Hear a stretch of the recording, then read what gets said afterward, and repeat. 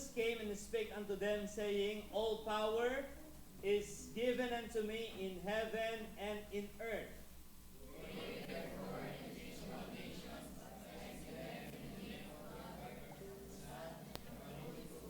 Okay, sabay-sabay po tayo sa verse. Yan. Ito na muna. Verse 20, sabay-sabay po tayo. Teaching them to observe all things whatsoever I have commanded you, and lo, I am with you always, even unto the end of the world. Amen. Tayo po muna ay mag-pray. Pray tayo. Heavenly Father, pagpalain niyo pong patuloy kami ng iyong mga salita sa pag-aaral nga naming patuloy po about sa Mission Month, sa desire mo na kami ay maging evangelist, kaming lahat ay maging tagapangaral. Dalangin namin ang iyong pagsama po sa amin sa amin nga pong pag-uusapang ito. Banal na Espiritu, kayo po ang author ng Bible and kayo rin po ang interpreter nito. Dalangin namin na kayo po ang patuloy na magpaliwanag nito sa aming isip, sa aming damdamin upang aming maipamuhay. Muli po, ay kami ay kumikilala ng pagtatagumpay sa pangalan lamang po ng Panginoong Jesus. Amen. Okay? Okay na ba ito? Hindi pa.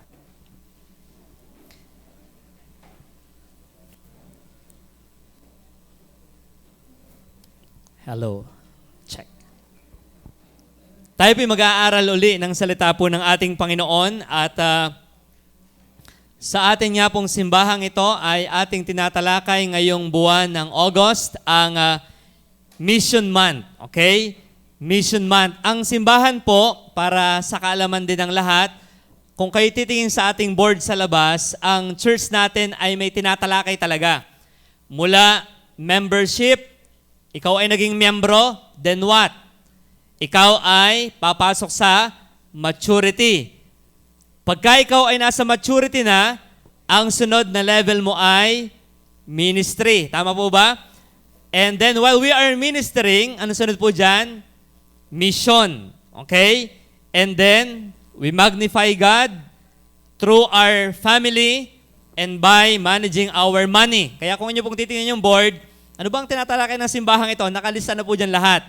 And isa sa ating pong focus ngayong buwang ito ay tungkol po sa pagmimisyon or yung tinatawag nating fulfilling the Great Commission of the Lord Jesus Christ. So atin po munang i-define ang ilang mga salita ng Diyos, ang ilang mga term na dapat nating maunawaan sa ating topic po. Ang ating talakayan ngayong pong umaga ay God is able to subsume you.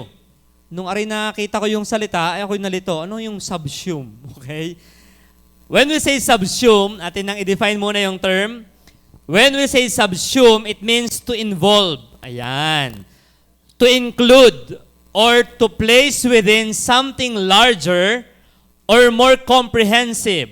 To have as part of a whole. So sa maliit sabi po, God is able to involve you. Yan. Kasali. Nung tayo mga bata, pag sabing, hindi ka namin kasali. Di ba tayo nagtatampo? Hindi ka kasali. Diyan ka na lang. Tayo ay nagtatampo pag hindi tayo isinasali. Okay? So yung word na subsume, ang ibig sabihin lang po niya na ito involve. Ikaw ay dapat ay kasali. Marami tayong kinasasalihan, tama po, but not all involvement are good. Tama? Hindi lahat ng kinasasangkutan ay maganda. Halimbawa, ikaw ay nasangkot sa bagay na illegal. O ba, involved ka dyan. Illegal, nagdadala ka ng drugs sa school. Ikaw ay may illegal na ginagawa. Pangit na involvement na ikaw ay ma-subsume sa illegal na bagay or bagay na immoral. Mahirap ma-involve sa isang skandal na ikaw ang kabilang. Okay? Yun yung delikadong involvement. Or sa mga bagay na trivial or mabababaw. Okay? Na-involve tayo sa mga bagay na mabababaw or bagay na temporal. Ito po yung maganda. But there is an involvement na dapat ay, ito yung kasalihan natin. Isang involvement na legal. Okay? Bagaman ito yung illegal na rin sa ibang bansa. Yung mangaral, moral, tama lamang, sublime or malalim. Okay? Kasi ngayon, marami gustong pumasok sa bahay ni Kuya uli. Okay, gustong ma-involve. Ako po ang tagapalakat ng Batangas. Yan. They want to be involved sa mga bagay na sa tingin nila ay malalim. Pero alam niyo po, merong bagay na mas malalim at mas tumatagal, eternal, na lahat tayo na mga mananampalataya ay dapat kabilang. Okay na ba itong aking lapel? Ano na yan?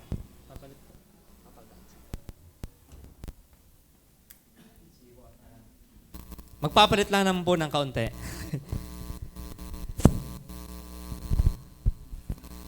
Check. Iyon. May tinatawag sa eroplano na mid-course correction. Habang nalipad ay nagbabago. Okay. So, salamat po. Ako yung nasa CR kanina, sabi ng isang bata, Kuya Henry, ano yung nasa sa likod mong yan? Nung isang bata. Akala ito ay bomba po. Hindi po ito bomba. Ito po ay lapel. Okay. Saglit lang po. Tinuturo niya yung main. Ito sa likod kasi merong box. Akala ay timer. Okay. So, may mga bagay tayong kinasasalihan. Tama? Involved ka sa club, sa school mo, o kaya sa mga SSG, sa student government, o sa work. And those things are good. Pero alam niyo po, merong involvement tayo na dapat tayong lahat ay makasali. Ito ay yung sa The Great Commission. Ano ba yung Great Commission ng ating Panginoon? So, ito po yung Great Commission. Atin niya pong basahin sabay-sabay. Ready, read. It is the desire for the formation of a worldwide worshipers and disciples of Jesus Christ. Okay? Yan yung ating goal. Okay?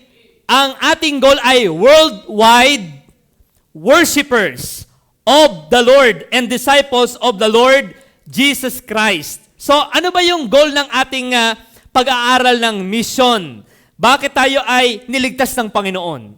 Ano yung purpose niya? Ikaw pala't ako ay magamit sa isang pangmalawakang pagbuo ng pangdaigdigang mananamba at mga tagasunod ni Heso Kristo. That's the goal ng ating buhay. Kaya kung ating papaliitin yung goal na yan, ang ating goal ay WW. Okay? WWW. Okay? Worldwide Worshippers of the Worthy God. So, yun yung ating goal. Okay? At dyan dapat po tayo ay ma-involve. Okay? Ano yung ating goal? Magkaroon tayo ng worldwide worshippers of the worthy God. Magkaroon tayo ng isang pangdaigdigan, pangmalawakang mga mananamba ng ating Panginoong Jesus. Okay? Yan po ang misyon. Hindi lang maging Baptist. Okay? Kasi ang goal talaga, ang tao ay naputol ang relasyon sa Diyos. Ang sinasamba ng tao ngayon ay kanilang muka. Okay? Ang ating goal ay, bakit tayo ay nagmimisyon, nangangaral, upang ang tao ay maibalik dun sa realidad na ano? Na ang tao ay maging mananambang muli ng ating Panginoon. Marami ngayon na nasa MOA. Bakit? Meron ngayong All-Star Basketball. Tuwang-tuwa sila.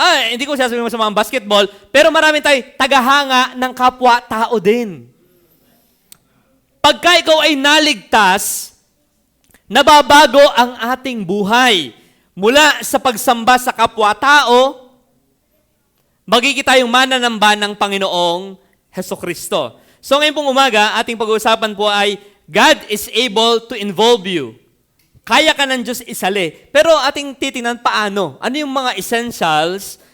Paano tayo tutupad sa Great Commission? And by the way po, isa sa pinakamaganda sa buhay ay yung ikaw ay ma-involve sa isang bagay na mas matagal kesa sa'yo.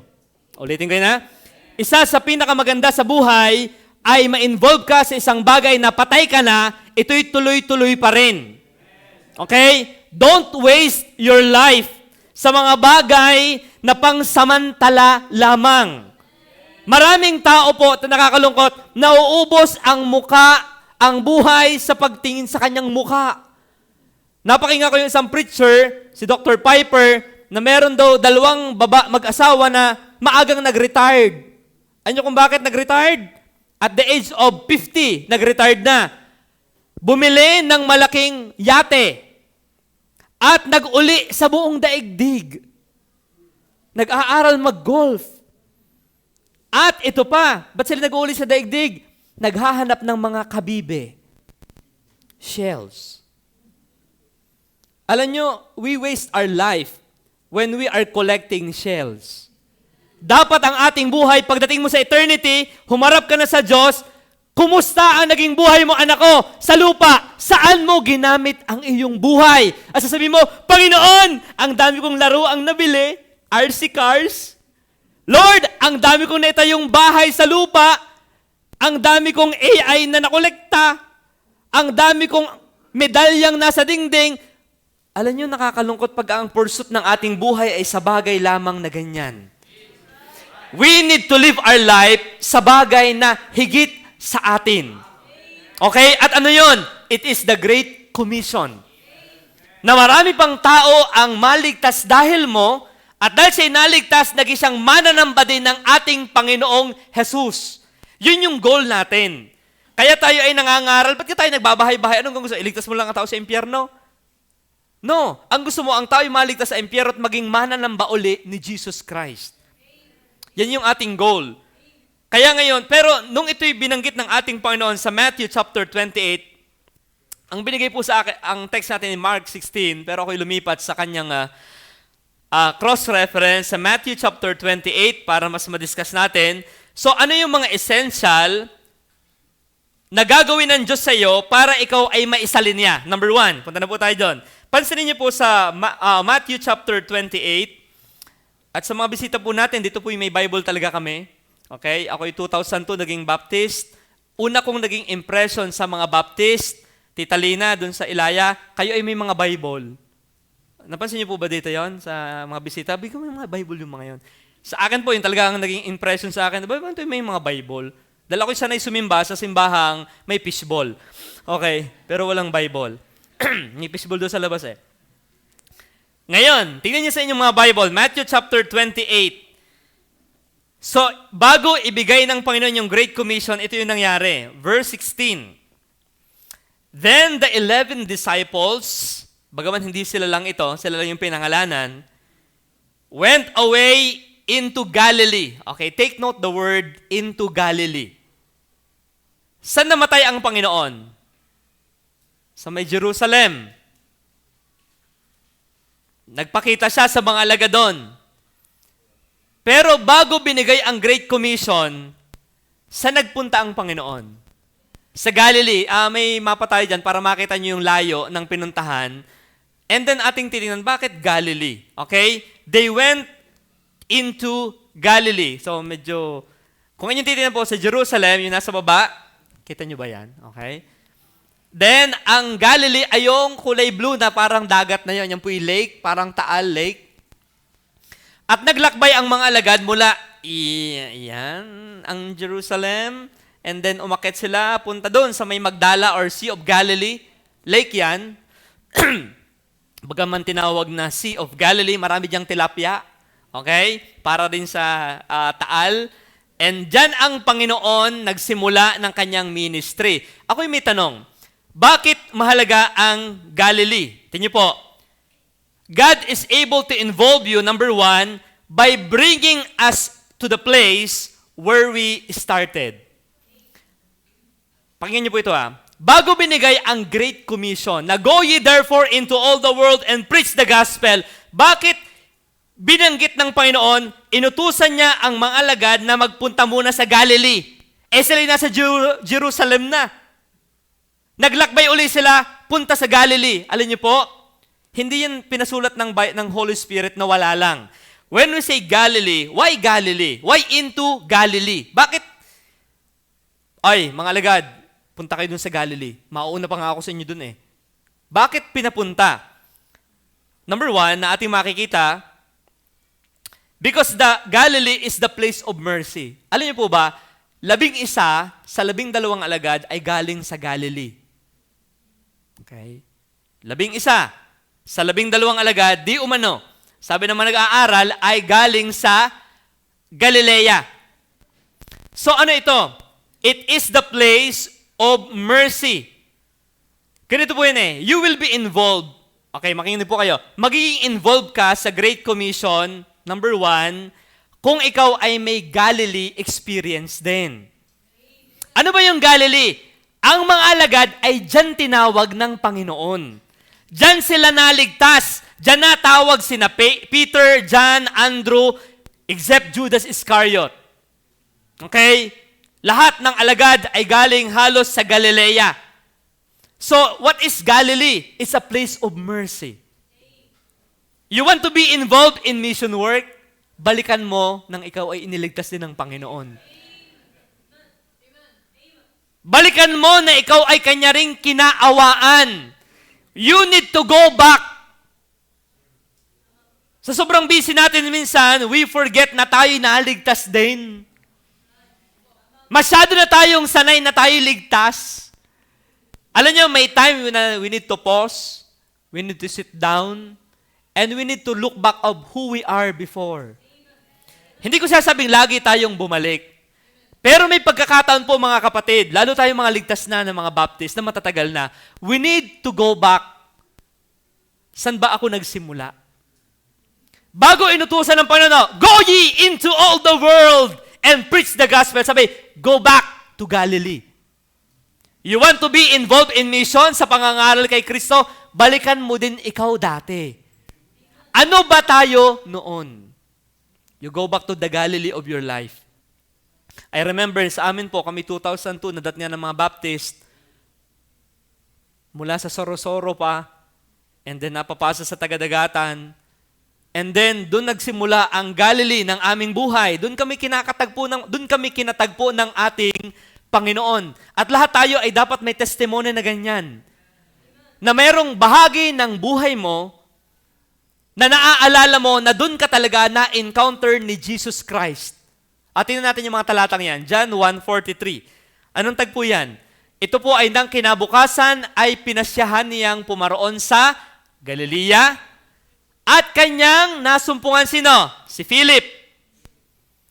At kanyang dinala at sa kanya sinabi na sumunod ka sa akin. Tinawag si Philip, the evangelist. Okay? Sa iba pang talata, sa chapter 2, verse 1. Ano ang meron pa sa Galilee? At ng ikatlong araw, nagkaroon ng isang kasalan sa kanan ng Galilea. Ang first miracle ni Christ ay sa Galilee din. Chapter 4, verse 18 ng Matthew. Ano nga dyan, ako nababagalan sa aking pagbubuklat. At paglalakad niya sa tabi ng dagat ng Galilee, ito nga po kasi tabi ng lawa, anong kanya nakita? Nakita niya ang dalawang magkapatid.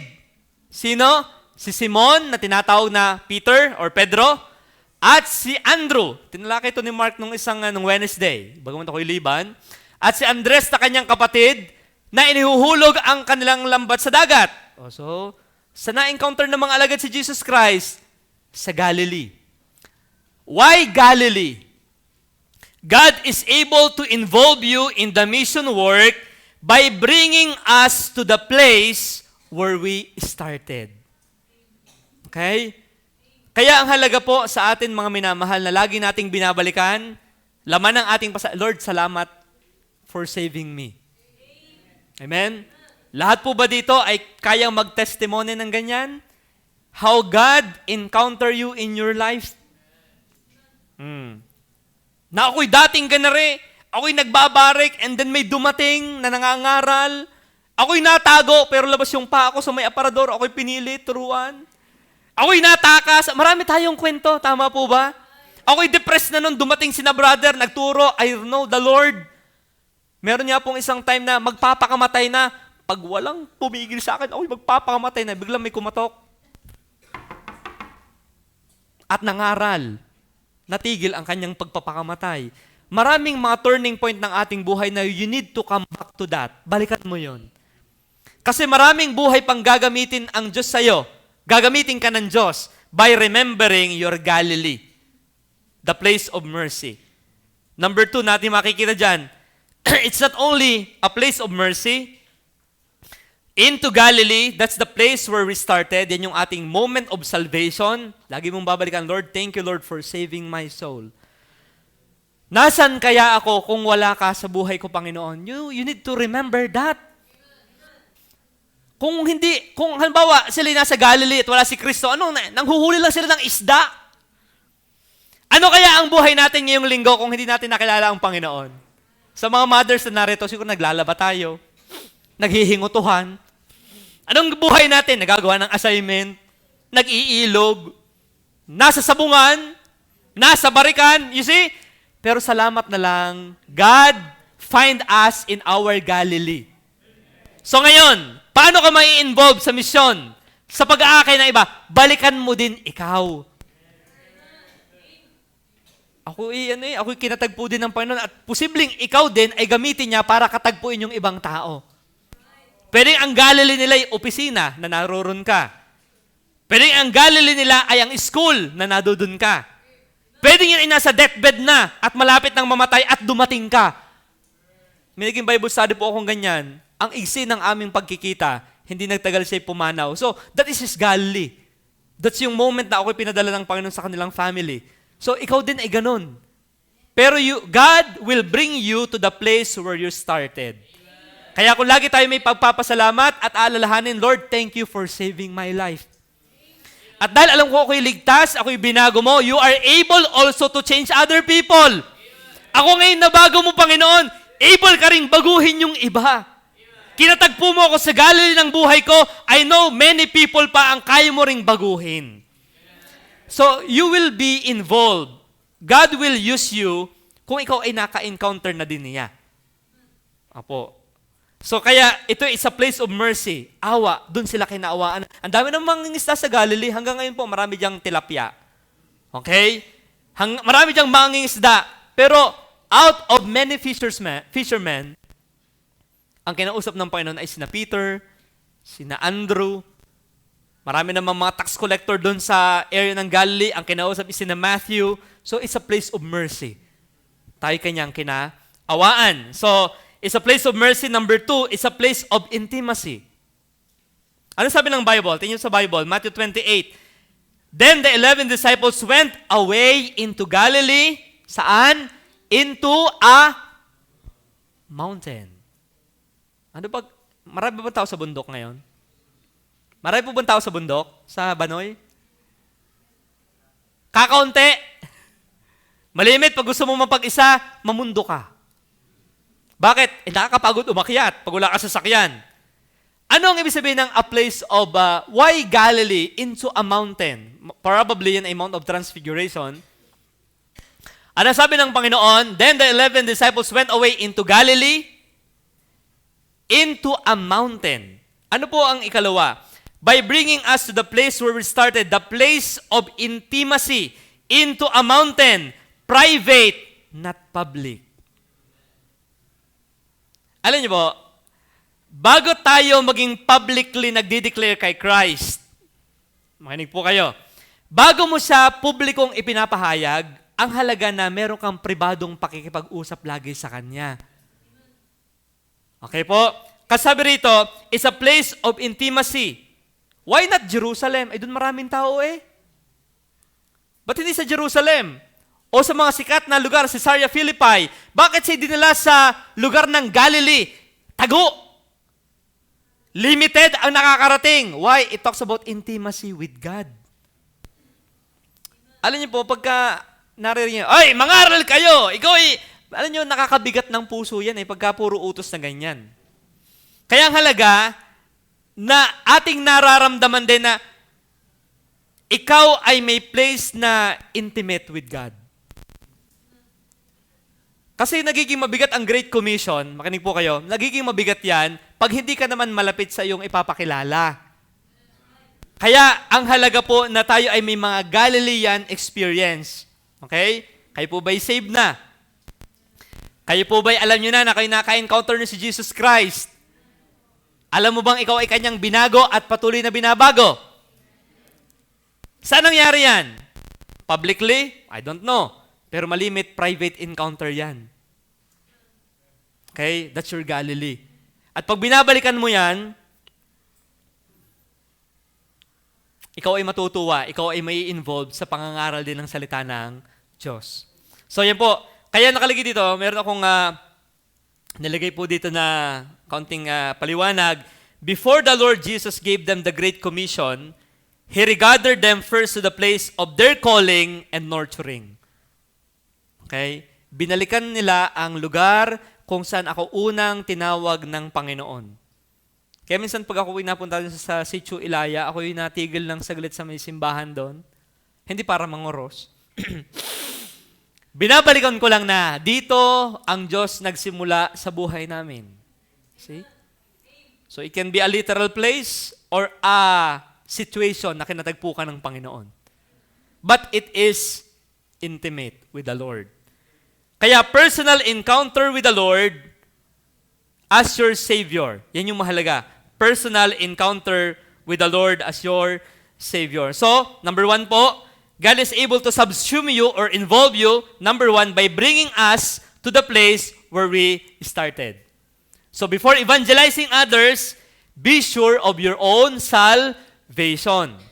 Bago mo ipangaral ang ebanghelyo sa iba, tiyakin mo na klaro sa iyong buhay na ligtas ka na nga talaga. Okay po? Kasi dalawa lang yun eh. Ikaw ay, pag tunay na Kristiyano, talagang magsasalita ka para sa Panginoon. Or else, ang isa dyan ay, sabi ni Spurgeon, Christian is either a missionary or an impostor. I say that again. Christians are either a missionary or an impostor. Ngayon, hindi man tayo impostor. Therefore, ikaw ay missionary ng Panginoon. Saan ka huhugot ng iyong sasabihin sa ibang tao? Ikaw muna. Balikan mo ang testimony na ginawa ng Diyos sa buhay mo. Tama po ba yun? Kaya nga yung kantang nasaan kaya ako, ay minsan ako napapaluha pag binabalikan ko yung kantang ngayon. Oo nga naman. Where would I be? May isa pang kinakanta tayo eh. Where would I be? Idugsong nyo na lang. Nakalimutan ko yung kadugsong. Nasasan yung where would I be kung hindi mo ako kinatagpo, Panginoon? Kaya number 1, by bringing us back to the place where we started. Kaya sabi ng Psalms 51 verse 12, Oh, come and see that the Lord is good. Okay? You come and see that the Lord is good. Tama nga ba yan? Sorry.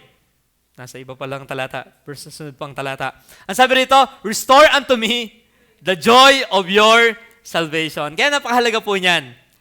Lagi nating babalikan na tayo ay niligtas ng ating Panginoon. Kaya po ba yung masayang ligtas? Yes. Ako'y masaya na ako'y ligtas. Anytime na ako'y mamatay, wag naman agad, ay alam ko ako'y sa langit ang punta. Nagkaroon ng meaning ang aking buhay mula sa puro lang aral sa panlupa, dinala ako ng Diyos sa kaligtasan. At ikaw ay may patotoo din ganyan, tiyak. Mula sa hawak ay baraha, ngayon ay pangloto na. Ay, ang Biblia. God changed us. Mula sa Wattpad, iPad, ngayon nagdapadpad ang iyong isip sa salita ng Diyos. God changed our life. Ang ating mahal na mahal ay kasalanan, ngayon ang mahal mo ay ang iyo ng tagapagligtas. That's a change. Okay? Na nangyari sa Galilee ng iyong buhay. Doon ka in-encounter ni Jesus Christ. At kung yung tunay, madaling sabihin sa iba ang ginawa ng Diyos sa iyong buhay. Okay? Mahirap yung kontrahin. So number 1, by bringing us to the place where we started. Number 2, ano nangyari sa kanila dito? Then 11 disciples went away into Galilee, into a mountain where Jesus had appointed them. Verse 17. And when they saw Him, ano nangyari? They worship Him. But some doubted. Ang galing ng Bible, ano? Sinabi pa rin ito, kaganda na ng moment, glorious na, bigla sinabing, some doubted. Ganyan ka, ganyan ka-honest ang Bible. Kung ano talaga nangyari, siya sabi niya. Okay, pwede nang tinanggal na lang yun para kaganda na ng flow eh. But some doubted. Anyway, verse 17, number 2. God is able to involve you, number 1, by bringing you, number 2, by revealing us. The person we worship. Ang sabi rito, and when they saw Him, sino yung Him na yan? Si Jesus Christ. Ano ang kanilang ginawa? They worship Him. Tinalaki ni Brother Romel kanina, kaya ako'y masaya dun sa likod kanina nakikinig. Kako yun, nailay na ang foundation kanina. Sa mga nakinig po ng evangelistic, tama, si Jesus Christ ay hindi lang tao, siya ay Diyos din. Kapantay ng God, the Father. Okay? Ngayon, ang Panginoon ay malapit ng umakyat sa langit, tinawag ang kanyang mga alagad, anong kanilang ginawa before they have been involved in the Great Commission? Anong kanilang ginawa? Sila ay sumamba. Okay po? Sino rito nagkaroon na ng crush? Nagkakangitian yung mga young people eh. Ay, narito nga Kuya Henry, kaya nga ako simba ng simba eh. Okay. Tama. Pagka ikaw ay may kinatuwaan, okay, hindi naman tinatanong. Hoy, nakita ko kasi hindi ko man tinatanong, ba't mo siya sabi sa akin? Hoy, nakita ko siya, makakuli kami ng damit. Pakialam ko. Pero bakit mo binabanggit? Kasi, ikaw ay tuwa, sundan niya, pagka ikaw ay tuwa sa isang bagay, kahit hindi tinatanong sa'yo, ay salita ka ng salita tungkol doon. Bawa, tuwa ka sa bike, ay sa ganda ng bike, ano naman? Gusto ko'y maglakad. Pero dahil ikaw ay tuwa, sundan niyo to iyong inginangawa. Pag nasarapan ka sa leche plan, ano bang sarap ng leche plan? Pagkakapino ng, talagang sarap. Tama nagtatanong. Alin ito? Ba't ko nabanggit ito? Alin ito? Yung pagsosoul winning, yung pagsasalita sa iba para kay Kristo, hindi yan talaga pipilitin sa'yo eh. Why? Natural lang sa nagmamahal na magsalita tungkol sa kanyang minamahal. Tama? Pagmahal mo magulang mo, ang tatay ko, napakatalino, mabait, mayaman, mahusay, gwapo, masipag. Parang si Amber, hindi pumayag na ako'y pogi. Nakasiring, sinisiringan ako ng aking anak. Pero ang punto, alam yung worship kasi, worship, you give the worth. Bago sila nangaral, nagandahan muna sila kay Kristo eh. At nung sila nagandahan, kahit sila'y patayin sa labas, they testify about Christ. Alam niyo po ito, ang point number 2 natin ay, by revealing us the person we worship. Ikaw ay may involved sa pangangaral kay Kristo sa iba, pag unang na-inlove ka muna sa Kanya. Okay? Kasi napaka-powerful na ikaw ay in love. Nagmamahal. Yung mga alagad, yung pagmamahal tinutukoy ko, yung pagsamba. Okay? Ikaw ay palasamba kay Kristo, madali mo siyang ipakilala sa iba. Sabi nga nung kanta, to love the Lord our God is the heartbeat of our mission. The spring from which our service overflows. Sama, may kanta nga yan. To love the Lord our God is the heartbeat. Unawain niyo yung kanta. To love the Lord our God is the heartbeat of our mission. Huwag kang mangangaral, sabi ni Pastor sabi ni Kuya Henry No! Dapat you love God. Mahal mo siya, kaya mo siya ipinakikilala.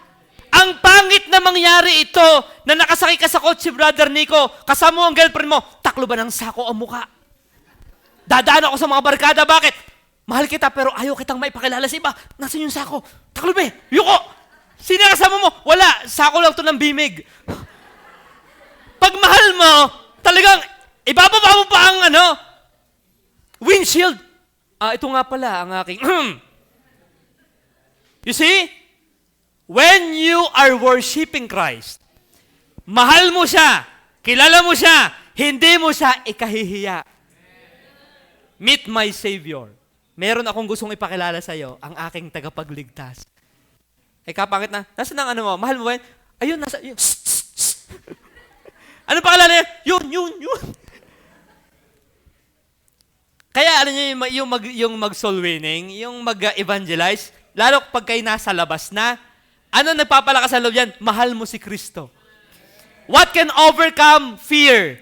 Love. Why? There is no fear in love, sabi ng Bible. Walang takot sa pagmamahal. Kaya pag mahal mo ang Panginoon, hindi mo siya ikahihiya. I'm not saying tatayo ka sa gitna ng planet, hoy, makinig kayo! Pwede mong gawin yan. Pero pag may pagkakataon, you speak about Christ. Okay?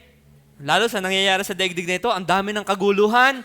Maya-maya, isesegue mo na ang Panginoon sa usapan. Nabalitaan niyo ba yung school shooting? Oo nga namamaril. Ba't kaya ganyan? Yun, papasok na sa gospel yan. Kaya ang halaga lang po na number 2, yung tinatawag na God will reveal us the person we worship. Involvement entails attachment. Okay? Mahirap maging involved sa hindi ka naman attached.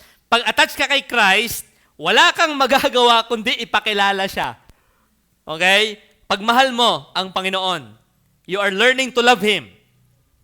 Hindi mo kayang pigilin ang sarili mo na humanap ng paraan na siya ipakilala sa iba. Ano ba yung nakilala nila kay Kristo? Verse 18. And Jesus came and spake unto them. You see, nabanggit ni Brother Romel kanina, hindi sinaway nung siya sinamba ni Tomas. Dito naman, nung siya sinamba ng mga alagad, anong kanyang ginawa? Hindi siya, hoy, hindi ako Diyos. Okay? And Jesus came and spake unto them, saying, tingnan po ito, all power is given unto me in heaven and in earth. Alam niyo, napakalakas ng statement na yan. All power is given unto me. Anong pinapakita? Number 1, the person that we worship is supreme. His supremacy. Pag sabing supremacy, all power is given to me. Sabi ng Panginoong Hesukristo. Ibig sabihin po niyan, ang Kristong ipapakilala natin ay hindi pipitsugin. He is greater than Muhammad. He is greater than Confucius. He is greater than Siddhartha Gautama. He is greater than anybody else. He is above all. Kaya nga may kinakanta tayong above all power, above all kings, above all thrones, Christ is greater than. Alam yung greater than symbol sa mathematics? Jesus is always greater. Nagyayabang ka, sa pogi naman ng artista, Jesus is greater. Ang bait talaga niya, Jesus is greater. Laging siya ay greater.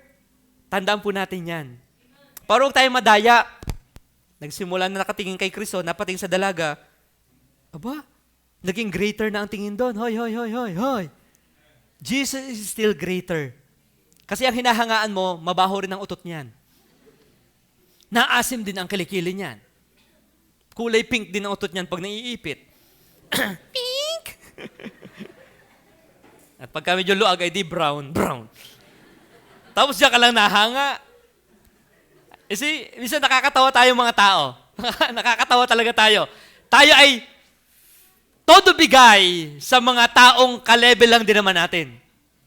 Pero bakit mahalagang sumasamba kay Kristo? Because He is supreme. Amen. He is my Lord of Lords. He is the King of Kings. Kaya they worship Him. All power is given unto Him. Kaya tayo ay may confident na mangangaral sa labas. Bakit kaya mong humarap kahit kaninong tao? Why? Mas bigatin yung kasama mo. Okay? Kaya kayo mga young people, ako yung bata, nakakahiya. I remember the time na ako po'y bata ding parang kayo. Si Governor Mandanas ay nasa sa audience ng aking Bible study. Yung Vice Governor ng Batangas ngayon, ang kabog ng puso ko, ang bihira. Ay, sa konsel na lang ng bayan, ako'y nako-conscious na. Ay, ito pa, dumating pa ang Governor.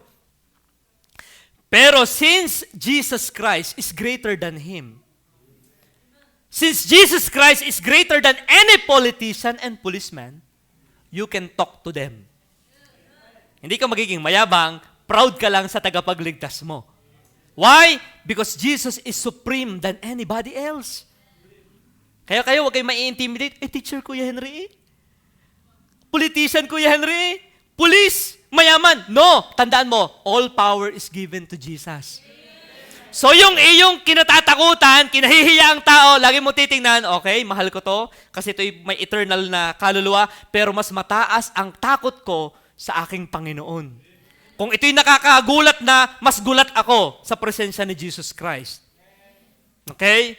2011 na nagsimula tayo ng ministry sa PNP, ilang taon lang ako noon. Napakabata ko pang payat. Pero bakit may lakas ng loob kang makipagsalitaan sa mga nasa uniform? Hindi dahil mas matalino ka, hindi dahil mas mayaman ka, kundi meron kang Kristo na mas dakila kaysa kanino man. Kaya kayo, you can gain confidence, you can be involved.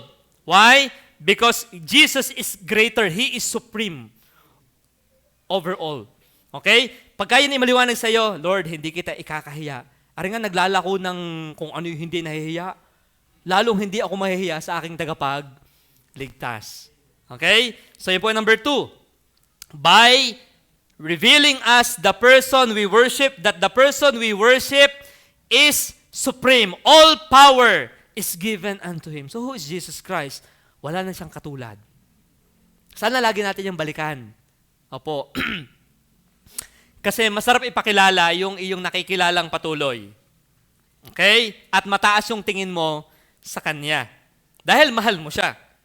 Okay? Number 2 na ating makikita sa Kanya, His supremacy, verse 17. And when they saw Him, they worship Him. Kaya po ang halaga ng pagsamba. Di ko kay Henry, pag linggo, nasamba tayo. Opo, tayo ngayon, sama-sama tayong sumasamba. Pero ang pagsamba ay dalawa. Tinatawag na private and corporate. Public and private. Itong ginagawa natin ito, pag linggo, Wednesday, ang tawag dito ay corporate worship. Corporate, korporasyon. Sama-sama tayong sumasamba dito. Pero pag Lunes hanggang Sabado, private yan. At dyan mo dapat lagi kinakausap ang Panginoon. Okay? So, yan po yan. Number 2, na ating makikita dito sa under ito, but some doubted. Nakalagay, they worship Him, but some doubted. Sino yung some na yan? Hindi yung some na taga-Taysan. Sino yung some na yan? Some says, na yan yung nasa 1 Corinthians 15, na 500 nakakita, bukod kay sa mga alagad, na tunay ka nga, at lalo lang silang naniwala nung siya umangat na, palangit. Pero nung siya hindi pa umaangat, tunay kayang nabuhay si Jesus Christ. They doubted. Number 2 natin makikita rito. The Lord that we worship, you listen, His transparency. Anong punto natin dito? Yung weak point na yon ng kwento. Ba't sinabi pa yon? Weak point yun eh. Kung sa statement, yan ay matalino, mahusay, kaso lang, maanghit ang kilikili niyan. Then, yan ay, parang biglang sumingit yung negative. Siningit yung weak point. Alam niyo ang pinapakita dyan? Ang Diyos na ating sinasamba, transparent yan. Ano ibig sabihin transparent? Kahit ikaw ay may weakness, sasabihin niya, pero bahagi ka pa rin ng kanyang programa. Anong application na sa aking buhay? Ibig sabihin, kahit tayo ay doubting, you are doubting, pwede ka pa rin gamitin ng Panginoon. Ba't siningit yung but some doubted? Kasi kayang gamitin ng Diyos kahit ikaw ay may duda pa. Ang ibig sabihin yan, hindi ka gagamitin ng Diyos. Siguro pag ako'y kasing level na ng mga Bible student, alam na alam ko na lahat ang doktrina. Hindi. Kahit nasa doubting moment ka pa, hindi mo pa alam na alam lahat ng paliwanag sa lahat ng theological na issue sa Bible, ikaw ay humahayo, even you are doubting sometimes. Yun ang ibig sabihin yan. Ba't nilagay yan ng Diyos? Hindi yung pinakita lang niya puro positive, positive, positive. Ibig sabihin, kahit ikaw ay may negative, included ka. God is able to involve you din. Kasi minsan yan ang naisip, ako naman yan, hindi ako magaling magpaliwanag. Ako ay mahihiyain. Alam nyo, God write that on the Bible para patunayan na in spite na ganon, kasama sila sa binigyan pa rin ng Great Commission. Tama po ba? Hindi lahat kapalmoks na tulad na namin. Makapal na ang mukha. Hindi rin lagi ho. Miski matagal nang sasalita, pagka minsan ako'y nasa sasakyan mukhang hindi mga pinili ang kasama ko kaya hindi ako magsasalita. Nadaan yan. Pero ganun ka-honest ang Bible kung ano talaga nangyayari sinasabi ng ating Panginoon. Ang punto dyan, the Lord, no covering up of the status of the other disciples, walang cover up ang ginawa, yung iba'y mahihina, and yet, in spite of their weakness, sila'y ginamit pa rin ng ating Panginoon. Kaya number 2, by revealing us the person we worship. Kilala tayo ng Diyos, ang ating weaknesses, and yet God is able to use us pa rin. So private devotion will lead to public proclamation. Okay? Nasusundan po ba ninyo? So, God is able to involve you. Paano ko may involve? Number 1, go back to Galilee. Number 2, worship Christ. Lagi kang maging mananamba ng ating Panginoon. You will publicly testify of Him pag privately mahal mo siya. Sinasamba mo siya. Hanga ka sa Kanya. Kaya I would encourage you, lagi po kayong magbasa ng Matthew, Mark, Luke, and John. You read the life of Christ. Okay. Ba't maraming tao hanga-hanga kay Mark Zuckerberg? Ay, sinusubaybayan na yan, biography lagi. Hangang-hanga kay, si bang sikat ngayon? Kay Alex Iyala. Sinusubaybayan si Iyala. Paano ka magiging in love kay Christ? Ay, hindi mo naman siya kilala. Paano mo naman siya makikilala pag hindi ka nagbasa ng Bible? Anong babasahin ko sa Bible? Ay, di mag-focus ka sa Matthew, Mark, Luke, and John. Para lalo mo siyang makilala at nang madali kang magpakilala sa Kanya. Okay. Next verse, Matthew 28.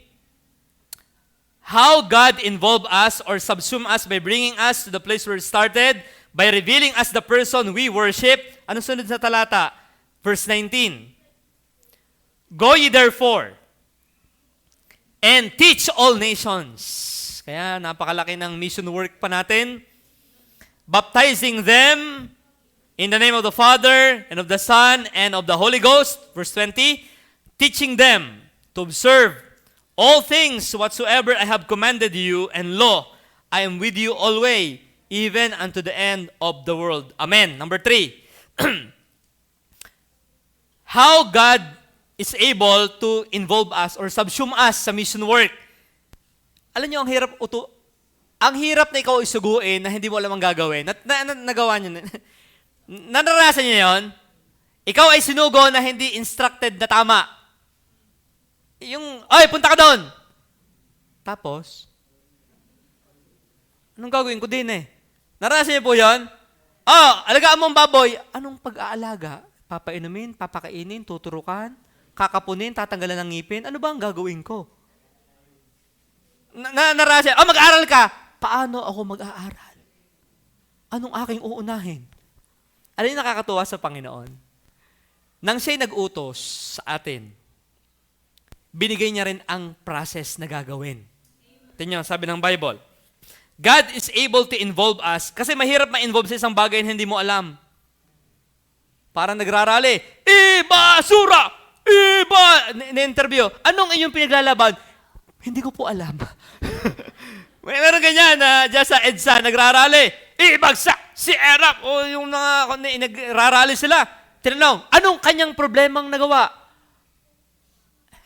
Binayaran lang po ako para magpunda rito. You see? Ganun din.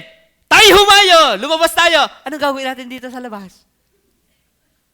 Pag hindi mo lamang yung gagawin, malilito ka. Pero salamat sa Panginoon, when He instructed us, He gave us the details of what we should do. Tingnan, nakalagay sa Bible. Kaya hindi tayo malilito. Ano ang gagawin sa Great Commission na yan? Great Commission, malaki. Anong gagawin dyan? Paano natin yan i-itemize? Ito ang sabi ng Bible. Nakalagay na ang ating, number 3, by giving us the process we will do. Sa paggawa ng Great Commission, yung pangangaral, worldwide evangelism, ano po ang ating gagawin? Ini-itemize na ng Panginoon. Okay? Letter A, go. Diba? Anong gagawin ko? Do you need to go? Humayo kayo. Go is an action word. Go. Alam siya ng go? Travel, depart, journey, walk, to pursue the journey on which one has entered. Pumasok ka dyan, huwag kang titigil. You go. So, anong pinapawa ng Panginoon sa atin? Di humayo.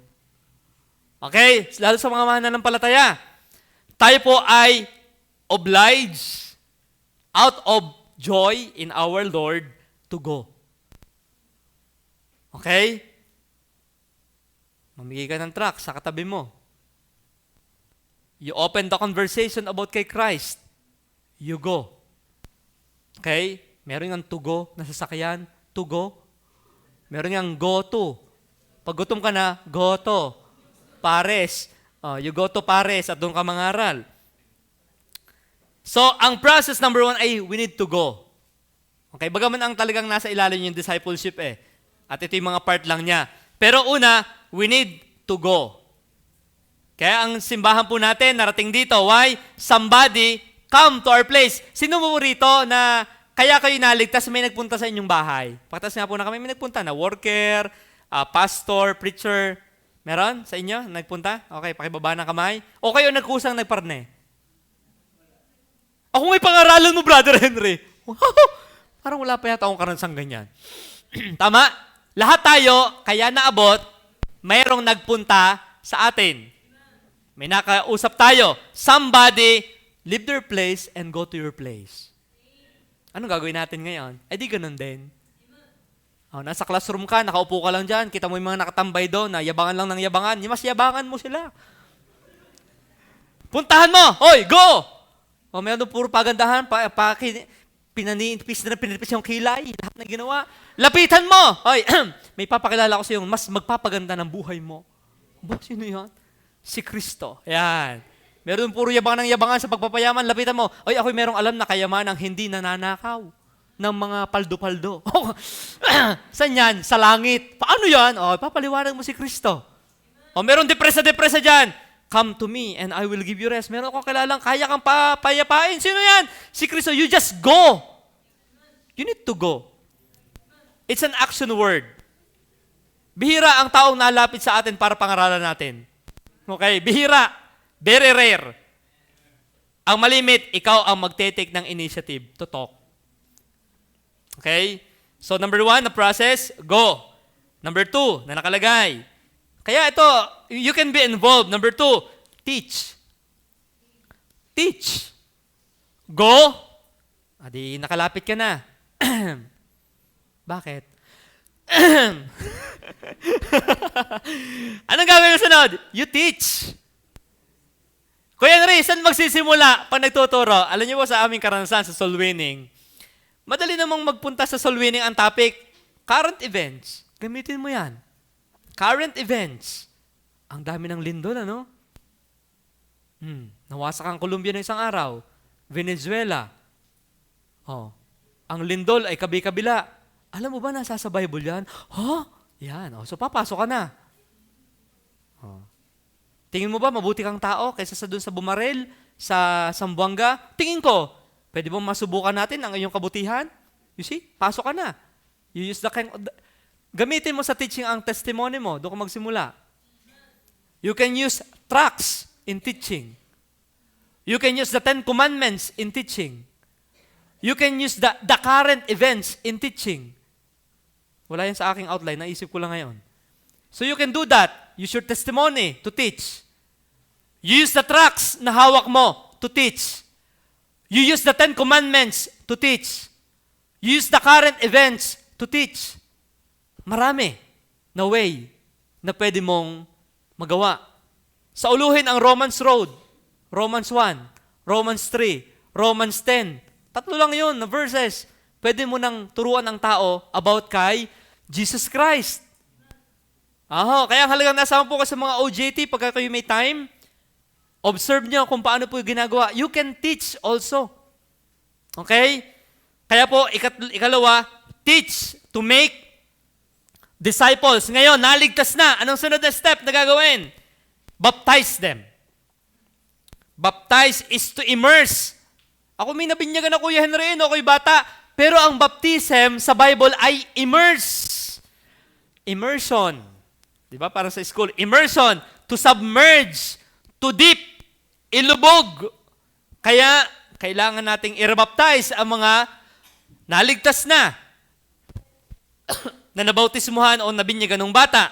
So, yan yung process na pinapagawa ng Diyos sa atin. And lastly, na nakalagay diyan, and verse 20, teaching them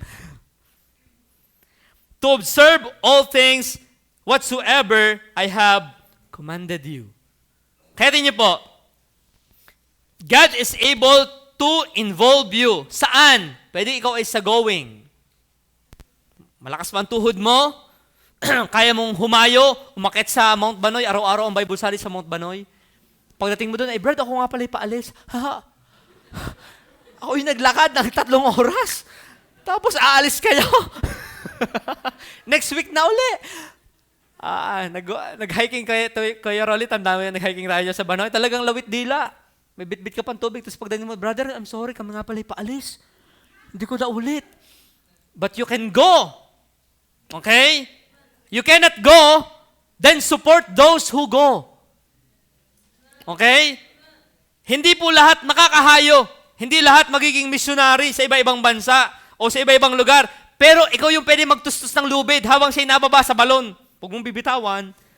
At mo din sa liig ilalagay. Ikaw yung aalalay para siya'y makababa sa minahan sa ilalim.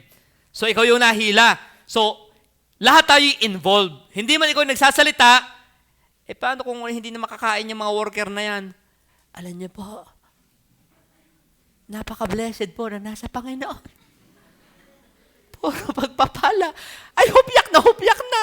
Bakit walang makain? Bakit walang nagsusupport? Naunahan niyo po yun? Haharap kami sa tao, ang papangit. Bakit walang nagbibigay ng pera sa simbahan na pambili ng aming, yung, alam niyo na, nasa Panginoon talaga, ano kaya? Ang sapatos ay butas, ang pantaloy butas, ang necktie ay kuyagutin, hindi makapagpagupit. Kung hindi man ikaw ang nahayo, ikaw ang pwedeng magpagwapo sa nahayo. You see? Bakit? Ay sa ka-involved, ay di sa giving. Nanawan niyo po yon? So you can be involved. Go. Then teach. Then baptize. At pag nabaptize, pabayaan na natin. Yung ba nakalagay sa Bible? Dagdag na yan sa tara ng mga bagong miyembro. Hindi! Ano nakalagay ulit? Teach them. Naunawan niyo po yon? Kaya sa mga naligtas po dito, patawad kung hindi namin nagagawa laging i-disciple kayo. Pero yun ang talaga ang mandato sa buong iglesia. Ang naligtas, bautismuhan. At ang nabautismuhan ay idisipulo. Kaya sa lahat ng nagagawa pa rin po ng discipleship, napakaganda po ng inyong ginagawa. Opo, kahit hindi na uulit lagi sa ating unahan, pero yun ay ginagawa nyo privately, you talk to people, you mentor somebody, you teach them the basic of the faith, ginagawa nyo po yung tama. Why? Kasi nakalagay yan sa process. From salvation to their growth, kailangan natin silang tulungan. Nakalagay yan sa outline ng Biblia. Teaching them to observe all things. Okay? Lahat ng pwede nating ituro, wag lang kalokohan, ay ituturo natin sa kanila. Pero minsan yung nakukuha eh. Ano ang ibig sabihin to teach? To impart instruction. Instill doctrine into one. Turuan ng doktrina. The thing taught or enjoined. To explain or expound a thing. To teach one something. Kaya ba natin maging involved dyan? Brother Henry, hindi ako makapaglalakad palayo. Pero pag may napa-assign sa akin na pwede kong turuan, I can teach. Basta ako may lesson plan. You can be involved. Nakakahayo pa ako. Hindi ko lalo kung anong sasabihin ko, paano magsisimula. Pwede ba akong turuan? We can teach you that. Ang mahalaga lang po, lahat tayo may involvement sa ating kakayanan.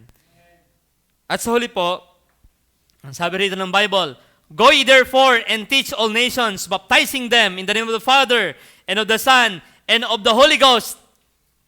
Verse 20. Teaching them to observe all things whatsoever I have commanded you.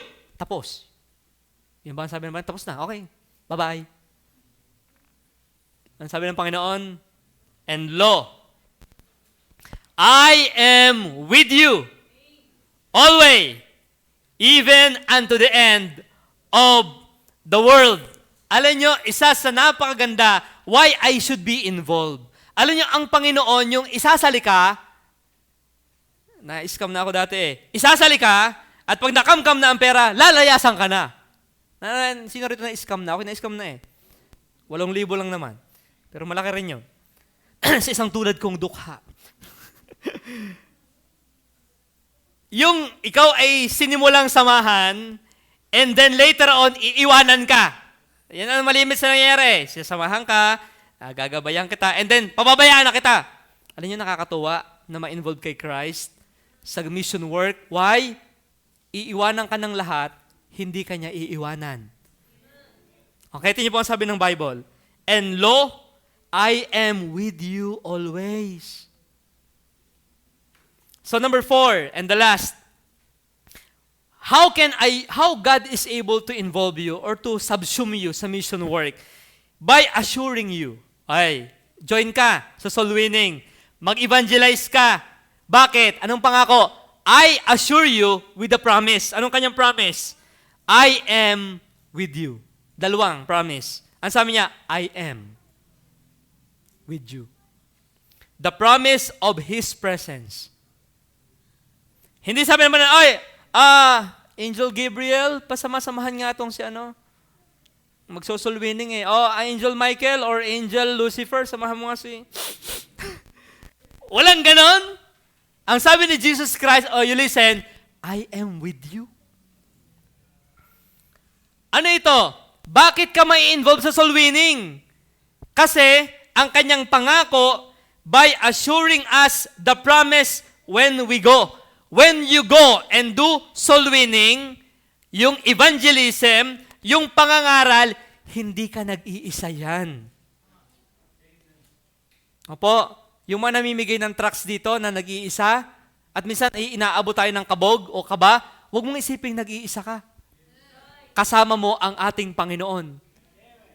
Ikaw ay estudyante, ang kabog mo ang iyong necktie inagay na. Pero bakit magsasalita ka? Because you know that God is with you.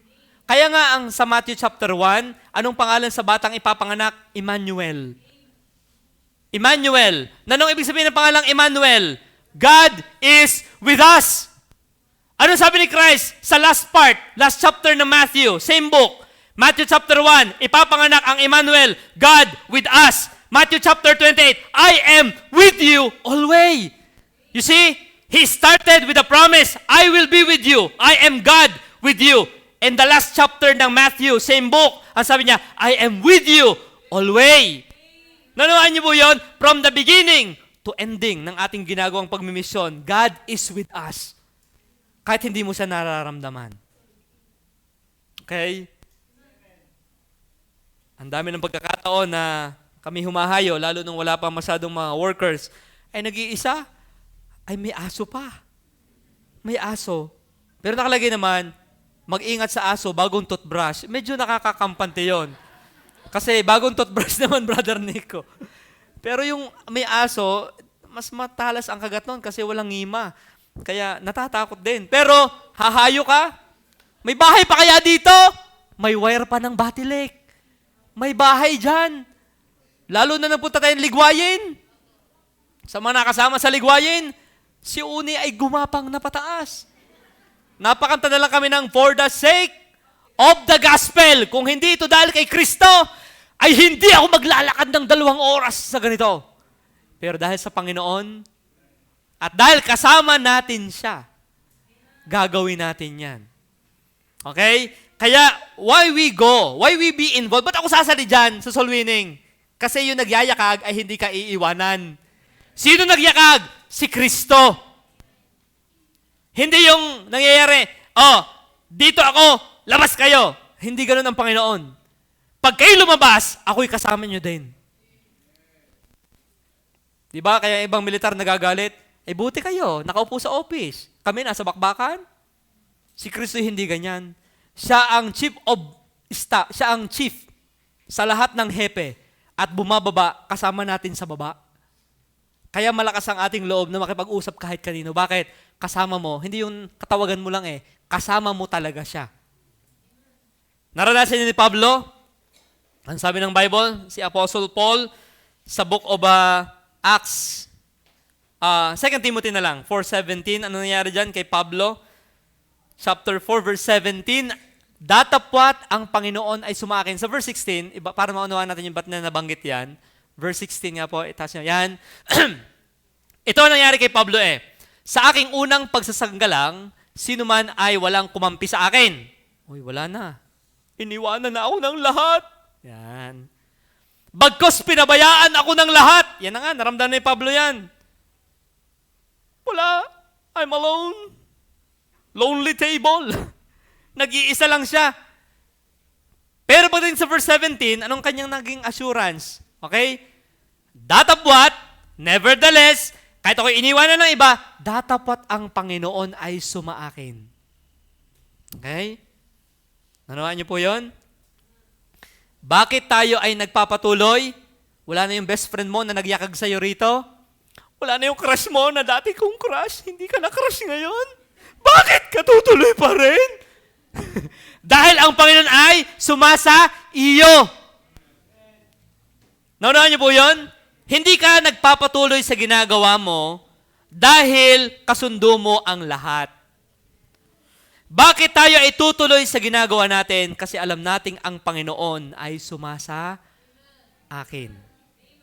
Okay? At huli po, gaano katagal? Ang sabi ng talata sa Matthew 28, I am with you always, even unto the end of the age of the world.